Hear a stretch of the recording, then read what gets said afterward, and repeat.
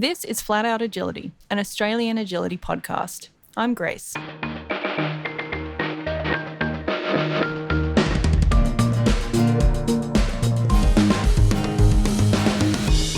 This is my first guest episode, and I am joined by judge and former Territorian Heather Northover. We share a connection as we've both been presidents of the same club, and fun fact, we have both changed the club's name during our tenure. Heather now lives in Rockhampton, Queensland, and has been judging for many years in agility, jumping, and games. And today we're going to talk all about games. So to start us off, Heather, can you tell us about your history and experience in agility? Yeah, thanks very much, Grace. Look, I've been doing agility pretty much since it started. I started competing in the, say, late 90s. And after about 5 or 6 years of competing with a couple of different dogs, I decided to do that, give back to the sport thing and become a judge. So I've been judging now for around 18 years, games a couple of years less than that. So, yeah, I've been involved in all aspects, I guess, of agility as a competitor, as a trainer, an instructor, and now as a judge, and I love it. Awesome. So, talking about games today, can you give us an overview of games and maybe what each is? So, let's start with snooker. Snooker, yep. Snooker's a two-part game. It has an opening and closing sequence and played very much along the same lines as the billiard game of snooker, in that there are red and coloured obstacles. Each coloured obstacle has a different value, and the dog needs to go through the same as if you're playing billiard. Snooker, get a red, get a colour, get a red, get a colour. When all the reds are down, he needs to sink all the colours, and by that we mean he needs to get around the course and do all the obstacles in order, and that then gets timed. So his success is both being accurate through the obstacles and being the quickest dog to do so. And secondly, gamblers. Gamblers is also a two-part game, but the difference is, as a judge, we set up various obstacles that are worth different points. For example, single jumps are worth 1 point. The double jumps and tunnels and broad are worth 2, and our contacts are worth 3. So we'll set those up in no particular order, but still being mindful that if we have a jump in front of a contact obstacle, the dog needs a clear path.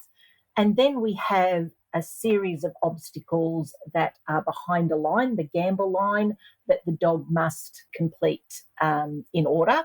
And it works where the dog has a certain amount of time to go out and get as many points as he can in that first section, and then run through the distance challenge accurately. And is there a timed aspect to this one? Yes, there is. The points accumulation where the dog's allowed to, well, not the dog so much, the handler is allowed to run the dog over whatever objects he chooses to gain as many points as he wants. That's a 45-second period. And then the judge must also set a time for the dog to get through the gamble period, the jobs that are over the line. And the judge will normally do that the same way as setting a timed course in agility, where you measure it and allocate so many metres per second for that. And this one is where a buzzer goes off to alert the person when they should move to the gamble.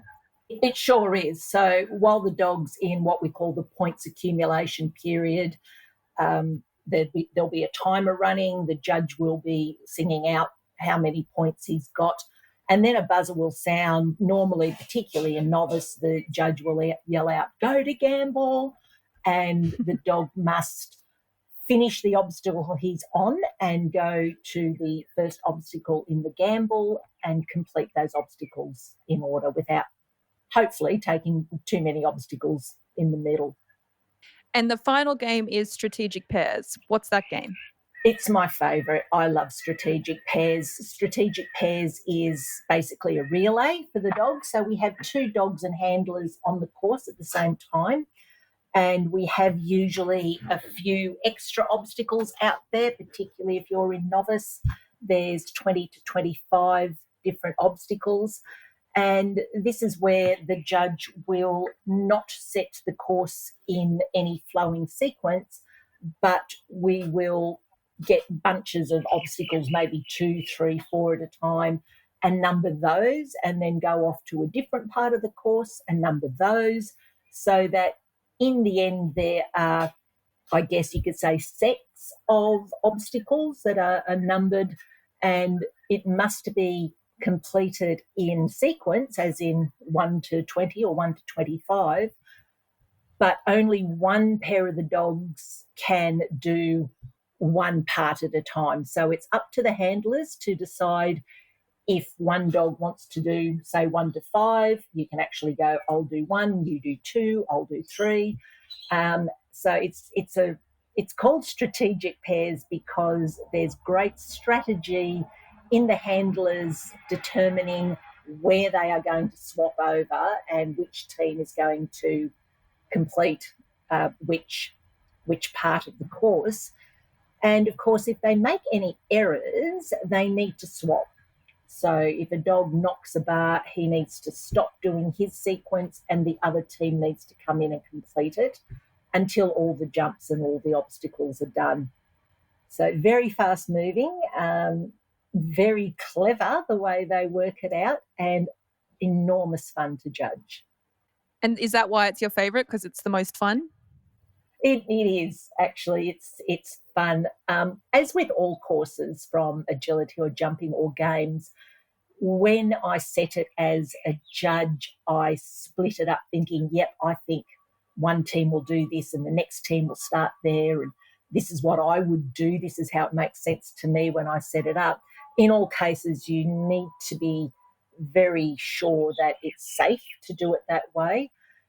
And it's just amazing to see how some of the handlers will not do what I think that I would do on that course. And you get all sorts of interesting things happening out there. And the dogs seem to really love it. So it's my favourite for that reason. I definitely agree that it's the most entertaining to watch. It's really, really amusing for novice. At our club, we only reintroduced games in the last 2 years, haven't had it for a few years. And so it was really funny to see the novice strategic pairs go out. It was a real, real good time for everybody viewing. Yeah. Maybe not so much the people out there on the field, but for us spectators, it was a great time. It's great fun for the judge too. I mean, one of the rules is the non-active dog must just wait his turn, and he's also not allowed to go off and do anything dangerous. So not only does the judge need to watch what equipment is being completed by the active dog, we also kind of need to keep an eye on the inactive dog to make sure that nothing terrible's happening over in that corner. So it's a real think on your feet dance. Thanks for that explanation. So now that we know what the games are, what would you say are the benefits of competing in games as opposed to just regular agility or regular jumping? Look, in my opinion, I think that playing the games really allows a great relationship with your dog because you're doing something sort of short and fast. You might only be doing obstacles out of sequence, or you might only be doing a couple of obstacles in strat pairs and calling it off. So there needs to be a real rapport and a real relationship between the dog and the handler. I'd say more so than agility and jumping, where you quite often have a bit of a line of obstacles that flows, whereas games, you're working with each other obstacle to obstacle. And it's, I think it's really, really great for relationship building between dog and handler. And would you say that there's a lower barrier to qualifying in games as opposed to agility and jumping? Not at all. Not at all. I think, particularly when games first came out, they were seen as a bit of fun, but realistically, agility and jumping also should be a bit of fun. And perhaps didn't get the attention that they deserve, but you have to work just as hard and have just as good a relationship between handler and dog to qualify in games as you do, say, in a fairly easy jumping course where you just run around a line of jumps and get to the end. So, no, I don't think it's any lower standard at all in terms of the difficulty of getting a quali and getting through the classes. That's fair. So I suppose the only difference is the number of qualifications to title is a bit lower. Yes, but that doesn't mean that they're easier to get. And do you think that it's an opportunity to maybe build ring confidence like before agility or jumping, or do you think that it's not really the best avenue to do that? I do think it is, particularly with games like Gamblers, where you can just go, okay, do this one good, do this one great, do this one great, and then do that line of them out there over the line. If, of course, you've got some good handling distance on your dog. But realistically, if you're training a new dog to go out and do agility, get all those pieces in place. Don't get too open and then go, oh, I don't have any distance handling. Do that right at the beginning. And similarly in snooker, where you literally are doing this one first, now this one, now this one, now this one. And it's really good just getting out there and having some fun, having your dog respond to you very quickly. And because it is fun, then, fun builds confidence in both handler and dog.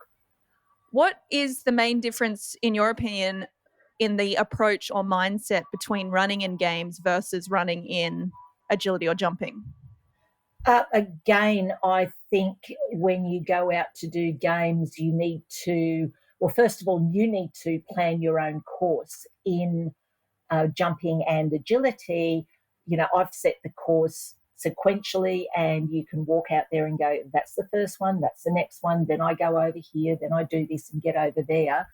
Whereas in any of the games, the handler's really in charge of what sequence they're going to do, if they're doing pairs, or which coloured obstacle they're going to do after which red obstacle in snooker, and what we're going to do to get the number of points we need in Gamblers. So the mindset isn't so much remembering just a flow of course as what do I need to do to get the numbers to qualify?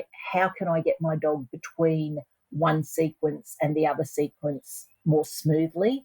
So it's more a game of skill, I think, for the handler other than the dog. The dog just does what the dog will do. But the mindset for the handler is to have that strategy and keep it fun. And so, building on that, do you think games is testing different skills? Oh, absolutely. Absolutely. With particularly in the lower classes and the opening and closing sequences of most agility and jumping courses, there's a line of jumps where the handler can go, right, I'm going to either run with the dog or I'm going to lead out to this point and then I'm going to do a front cross or a rear cross or whatever to get to there. And the dog can basically just keep going and get turned by the handler at the turning points. Whereas with games, the handler needs to have a lot sharper control of that dog, where he might go just that one and then come and walk past those, run past those jumps. Because in all three games, there are obstacles that the dog really needs to walk by or run past and not take. And the handler must work out how to get the dog to go, not that one, this one. So it's a lot more sharper focus, and I'll always say a lot firmer relationship between the dog and the handler when they're doing games. Yeah, that's an interesting perspective. And so, with your experience judging, what would you say is different about judging games compared to agility and jumping? Oh gosh, you've got to be on your feet. Again, when I set a course in agility or jumpers, I know exactly where it goes and exactly where the dog's going to go, should go first and next. And pretty much I can set a course where I can give myself a very small piece of real estate to watch a sequence, get in the right place to watch the obstacles or the contact obstacles that are only going to be taken in one direction, and watch the jumps on the way out. So, yeah, I can just go, you're ready to go. I know where I'm going to be and what I'm watching. In games, I don't really know where those handlers are going to go, so I need to really run with them pretty much, not literally, but figuratively, because when you're judging, the object is to actually watch the obstacle that the dog is taking and not the dog, because that's how you see if the dog touches the contact or rattles a bar, is by actually watching that obstacle. So I need to really watch pretty closely what the teams are doing, so I know, yep, that's the jump they're going to take next. Oh, gosh, they're doing the dog walk. Am I in the right spot? And as I said, with strategic pairs, you're also keeping an eye out of the corner of your eye on the other team. So it's a lot more thinking on your feet for a judge, and it's a lot more fun, I think, judging games as a judge. And you have to remember to shout out the numbers of what the points are worth too. So in agility, you can just sit there and admire the dog going around, but in gamblers and snooker, you have to be able to go, oh, gee, what value is that? Yeah, it's a 3, and sing it out. So yeah, it's a little bit more thinking on your feet to judge games, but it's a lot of fun. And what do you think that the dogs get out of games? Do you think that they enjoy them differently to standard sort of agility or jumping courses? I absolutely think that they do, and I think because going back, this is my theme, isn't it? Going back to the extra strong relationship between the handlers and the dogs really get a bit of a kick out of not just being sent off into the wilderness to jump and going, oh, which one next? This one, this one. So yeah, dogs love interacting with their handler. And I know from personal experience, I had a Rhodesian Ridgeback bitch that really could have given or taken agility or jumping. Sometimes she liked it, sometimes she didn't. But she was on fire in strategic pairs, and she just loved that. Let's do these 3, let's go over there. Let's do these 4, let's go over there. What's that dog doing? And yeah, dogs really get a bit of a kick out of just that closer interaction with their handlers, in my opinion. What do you think about the rule changes for games? So the rules have just changed for agility, and they're coming into effect 1st of January 2026. And so, for example, from what I've read, the biggest changes in games are the hoop is being removed from all 3, the seesaw has been removed from strategic pairs, and the other big change seems to be that you actually are allowed to restrain the non-active dog during strategic pairs. Do you think that those sorts of changes are going to make a difference, or it's still going to be kind of the same setup? Look, I think for the dogs, it will be the same setup. Dogs aren't fully aware of the rules. But for the handlers, just that ability to put your hand out and snag a collar will just give the handlers a lot more confidence, I think, in strategic pairs. And when your handler's got more confidence, they're able to relay that down to the dog and make them feel a whole lot better. So I think for the dogs, except for, those dogs that were jumping a little bit higher, and now the levels of the jumps are coming down, that will make it a little bit easier for them. I don't think the dogs are going to notice much of a difference at all, but I think it probably will allow the handlers just that little bit of extra confidence to go in and handle the games without sort of going, oh, I mustn't do this and I must do that. So I'm glad to see the hoops out, actually, because in agility and jumping, you can make sure that you've got that hoop where a dog can go through it in a nice straight line. In games, it was always a little bit of a risk that, if the dog's coming off an off-course obstacle, it might slice the hoop. And seesaws, of course, for the novice dogs, it's nice to see it out because, dogs that are in novice in agility, may not be in novice in the games, and particularly with strategic pairs. So I think that opens it up to the dogs a bit more nicely as well. Yeah, and I agree with the strategic pairs with the restraining, particularly in novice. I imagine that excellent and masters may not even need to do this, but the novice competitors certainly, I think, will feel better being able to restrain that non-active dog.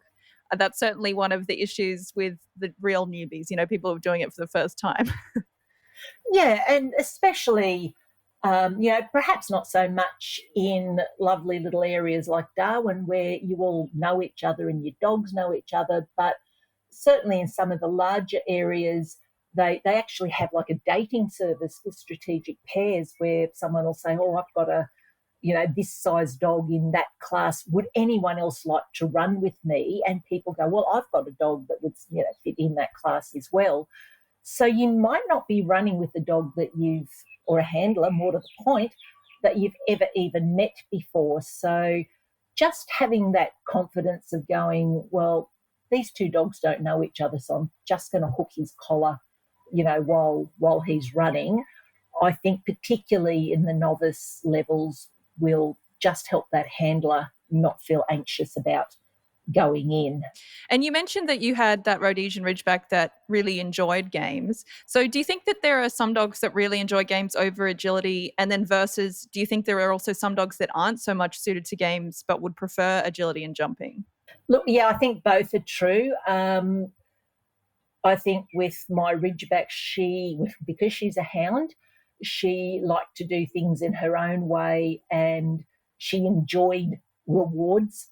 So, doing two or three obstacles and then getting told, "Yeah, you're a really good girl, let's go and do something different," that appealed to her. But I have also seen some other dogs that have, shall I say, a higher work ethic, that just love to go and go and go. Sometimes the stop start of games doesn't suit them, particularly some of these higher energy working breeds. You see them getting a bit frustrated and they start to bark and they start to, want to keep going when their handler's going, "No, no, I want the A frame and then I want the dog walk because this is gamblers and I need the points."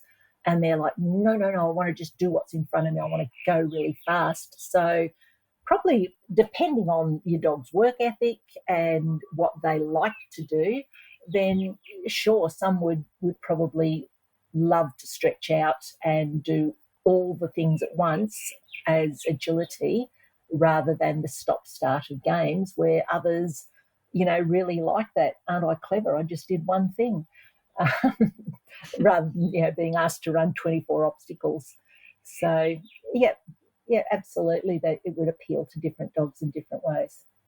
But I suppose as the handler, you can kind of meet that different approach for the dog by, say, for example, in gamblers, you could just set a course and treat it almost like it's a course and then just have a backup plan for, if your timing wasn't right or if there was some extra you needed to do. But you could still kind of treat it almost like an agility course. Yeah, gamblers particularly, and I have seen, particularly at higher levels with really good fast dogs, the handlers do that. They know they've got plenty of time. The trick with gamblers is you only get to score on each obstacle twice. Some of the faster dogs can get around all the obstacles more than twice in the period that they're allowed. So I have seen that done where some of the really really fast dogs, they just run them like it's a tiny course and they run them twice, and then they've got all their points because they've done everything. And that's exactly how they handle it. They just pretend that they're doing this really quite small course and they put their turns in and get the dogs over everything twice. So yeah, that's certainly a strategy for a dog that likes to keep moving. Yeah, maybe a little trickier to do in the other two games. I mean, obviously in strategic pairs, but also snooker is a bit more challenging because it is a bit more stop start generally. Yeah, absolutely. And snooker as well, if the dog takes a red and then two colours or a red and a red, there's a cease of scoring there. So the dog has to just do a red one and then that one and then a red one and then this one. So you don't quite have the opportunity to go, "You know what, I'm just going to do everything twice." So, as a judge, are there any like design pitfalls that can be made that makes games maybe like less enjoyable or maybe more confusing? Yeah, there really is. As a judge, my priority, or my number one priority, is that it is safe and fun for the dogs. If I give the handler a headache, well, you paid your money, but it needs to be safe and enjoyable for the dogs. So the first thing I need to do is make sure that the obstacles are placed in such a way that if, say in gamblers, the handler is thinking, well, I'm going to go contact to get those 3 points in, they're not offset in such a way that the handler might be tempted to push the dog up an on ramp that isn't, as smooth as it could be and it would be in agility. So that can be something to really think about when you're setting up courses in games, that it's still doable and it's still safe, thinking about, well, the handler might want to do this obstacle and then this obstacle. I've got to make sure that it's safe. And also, the second thing for me in gamblers and strategic pairs is to make sure that they can get enough points that they need in the time allocated to them. So getting those high value obstacles out there where they can be obtained with proper handling, without just going, I'm going to put them one after the other, so that you can just run in a straight line, because it still needs to have a fair bit of skill about it. So generally in jumping and agility, you've got a nice flowing course and you go, well, I'm going to put this obstacle after a jump, or not a broad jump and then a tunnel, so that the dog doesn't fly high and then scoot under.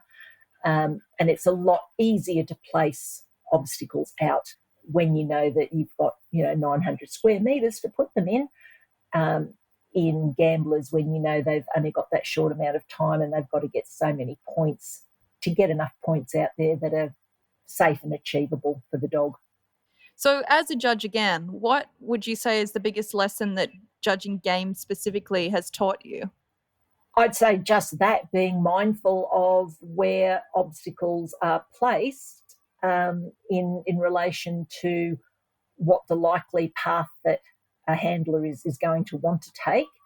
And it's also interesting to see how differently people will try and handle a course, as opposed to what I think I would set it and handle it as. So probably the biggest learning curve to me when I started out doing games was going, well, I think this would make a great little gamblers course, and then seeing handlers come out and go, yeah, but I want to do it in the other way, and go completely in the other direction. And just realizing that, no, there's going to be different people, slow dogs, little dogs, big dogs, fast dogs, that are going to see it differently than what I do when I set it out. So I need to make it so it's equitable for everyone. Yeah, that's a really good point, and a good lesson to take forward, I guess, for standard. Does it work to take that into agility and jumping? Yeah, absolutely. Because, thinking about how dogs respond when they're asked to stop and start and turn around and go back the other way, you can kind of relate that a little bit to, when you've got a longer course in agility and jumping, and you think, well, where are my turn points? And how do I want a dog to stop going that way and come back the other way? So, yeah, you can sort of relate it a bit where, well, this turn point is kind of like a stop start in gamblers or snooker, where I need my dog to turn and come back the other way to be able to go in the other direction. And in all cases, safety first. It just needs to be safe for the dog. So, finally, for someone that's maybe avoiding games or hasn't really given it the time of day, what would you say to those handler dog teams that, haven't really tried it yet? And what would you say to them to convince them to give it a go? Again, it is my theme, isn't it? I would point to, look, going out and doing games. You don't have to be the fastest on the paddock to get a quali. But going out and doing it and really allowing yourself and your dog to have that rapport where you can go, look, this is the first one I want. I want this red. So do that and then come over here and do this. Now come back and do that one. And similarly, if gamblers, I want you to do this one, not that one, this one, not that one. It really helps with your teamwork and your skills. So get out there. Don't worry about being the fastest guy on the paddock. Work on that beautiful synergy between you and your dog, doing just an obstacle here and an obstacle there, and then moving past and doing another obstacle off in the other direction. It's beautiful to build that relationship like that. So, have fun with it. Try it. The worst thing that can ever possibly happen is you're not going to get a quali, and your dog won't care. But try it just to see how your dog works under a different environment than running him out over an agility and jumping course. You'll learn a lot of things about how your dog responds to you when you're doing it in the confines of the game. And I think it's absolutely worthwhile to give it a go. Yes, I agree. I really do enjoy games, particularly Gamblers is my favorite. Yeah, I love all of them. Thank you so much, Heather, for coming on the podcast. It's been great to have you, and we hope to maybe have you on again in future. I would absolutely love to come on again in future, Grace. Thank you so very, very much for inviting me.